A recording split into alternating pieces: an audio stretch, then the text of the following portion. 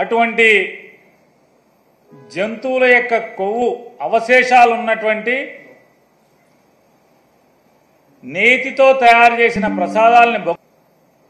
రాజకీయ లబ్ధి కోసం సాక్షాత్తు కలియుగ దైవమైనటువంటి శ్రీ వెంకటేశ్వర స్వామి వారి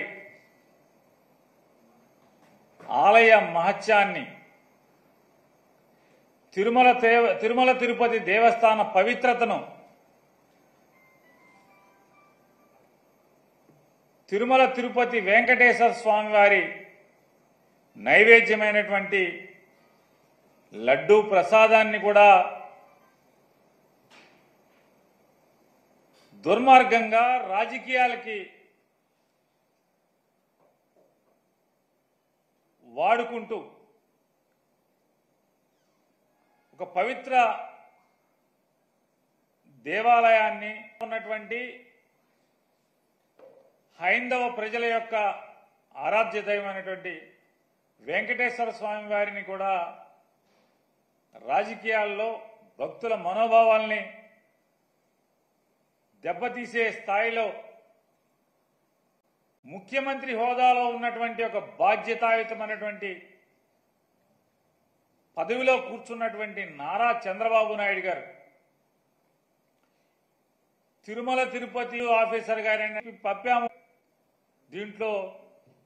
జంతువు కొవ్వు కలిసిందని, అలాగే వారి కుమారుడైన నారా లోకేష్ నాయుడు గారు మరొక అబద్ధాలు ఆడటంలో, అసత్యం ఆడటంలో మరొక 10 అడుగులు ముందుకేసి పంది కొవ్వు కలిసిందని చెప్పని ప్రసాదంలో, అలాగే వెనకటికి పెద్దలు చెప్పిన సామెతగా దున్నపోతు ఈనిందని ఎవడో చెప్తే దూడను కట్టేయమని, దున్నపోతు ఈనితే దూడ కట్టేయటానికి ఎవడో పరిగెత్తినట్టుగా పవన్ కళ్యాణ్ గారు కూటమిగా చేసినటువంటి ఈ కూటమి పాపాన్ని ప్రక్షాళన చేసేదానికి సెప్టెంబర్ మాసం 28వ తారీఖున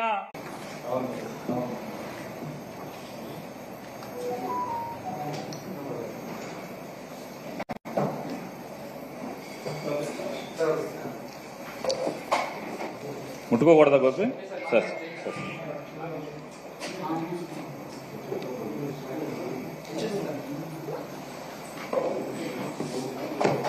తిరుమల తిరుపతి శ్రీ వెంకటేశ్వర స్వామి వారి ప్రసాదమైనటువంటి లడ్డూ తయారీలో ఉపయోగించేటువంటి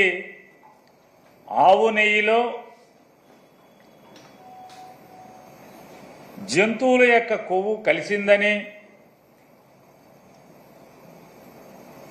అటువంటి జంతువుల